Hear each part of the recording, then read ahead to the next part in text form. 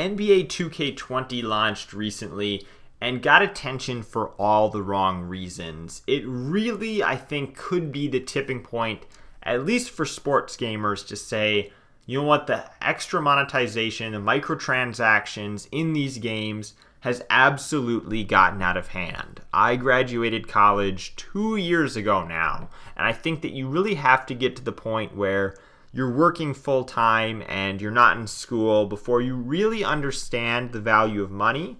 Obviously, microtransactions started on consoles with the horse armor situation, but if I had to point to a period in sports games where I think that microtransactions really started to kick off, it was in the 13 games. So the ones that came out in 2012, be it Madden 13, FIFA 13, and the like. It seemed like at that point, across the board, there became an implementation of these Ultimate Team or pack-oriented game modes, and we've now seen that for the last 7 years. And it seems like the people that were, maybe playing Madden 13 when they were 10 years old, now they're looking at Madden 20 and they're 17 years old, they're getting older, they're starting to work more, they're realizing the value of money and they're spending their own money on the game. It's not an allowance or something that they're receiving or their birthday money, and it just seems like maybe as fans we've grown up and we've actually realized how much of a problem this is becoming. And as time has went on, it's only proven to show that the companies are becoming more obvious.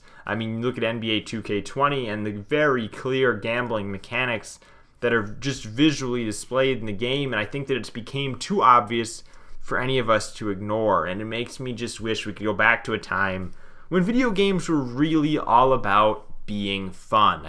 When I think back to the sports games that I enjoyed as a kid, I think of things like NFL Street, NFL 2K5, All Pro Football 2K8, Backbreaker, Blitz the League, and the like. And NFL Street in particular was one of my favorites to play with friends. It's still one of my favorite games to play today. And being an original Xbox game, obviously NFL Street was not monetized in the way that sports games are today.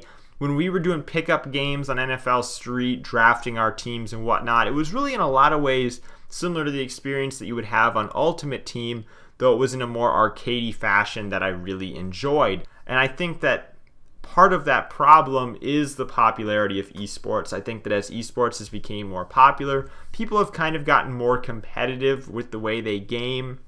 They've taken things more seriously than we did maybe when we were fooling around in Modern Warfare 2 a decade ago.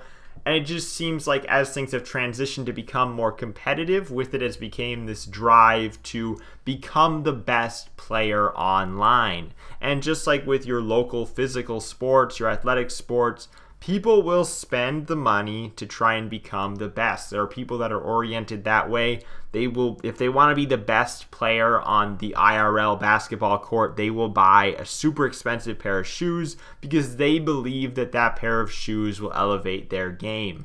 Now they have a way to become the best player on the digital basketball court, and buying certain players will actually elevate their game because the players are actually better. So I think that the focus on these games becoming more competitive in nature has led to this desire for people to spend more and more money on them, particularly young people that I think are easily influenced. But I think that those of us that have been with these franchises since the Ultimate Team thing started in, I would say, 2013, that have been with this for the last 7 years, I think that we've came to realize that this has gotten out of hand, that this is absolutely ridiculous, and there will always be people that will be fooled into this scheme. There will always be people that think that they can jump higher if they buy this expensive pair of Jordans IRL, but it's just the world that we live in, and we have to hope that the majority of people take the action to act and not purchase this game, to not buy into these microtransactions, and to hopefully finally put a stop to all of this. I recently have become very invested in playing Splatoons on the Wii U, and for being a game that came out within the last 5 or so years, I was absolutely appalled to see the fact that Splatoons doesn't implement microtransactions in the way that other online games in the last 5 years have seemed to. There's no season pass that I'm aware of there is no way that I'm aware of to purchase weapons any earlier. They're all unlocked through progression as you level up, in the same way that they were unlocked in, say, something like Black Ops 2. Though even in Black Ops 2, we were starting to see the implementation of, being able to buy weapons, because you were able to get the Peacekeeper with the Season Pass and that specific DLC and whatnot. But it was very refreshing to play Splatoons and to realize that there is no loot boxes in this game. There is no way to go about getting any weapons earlier. It's just a skill-based game that comes down to your own grind to level up and unlock items the way that I think games should have items be unlockable, which is through progression and through spending currency that's earned in the game.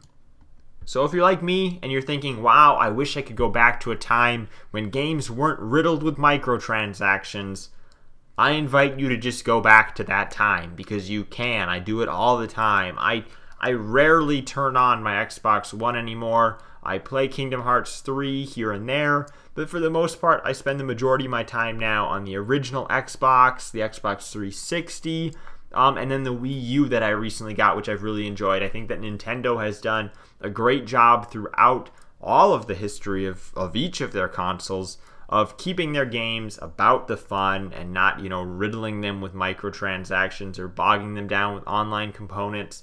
Yes, I do see the benefits of online multiplayer, but I just wish we could go back to an era where online multiplayer was something that we did for fun, and it wasn't this overhauled, highly competitive zone where people wanted to spend real money to become the best player because they were chasing this ideology that they could become a professional if they just simply bought enough loot boxes to own enough of the great gear.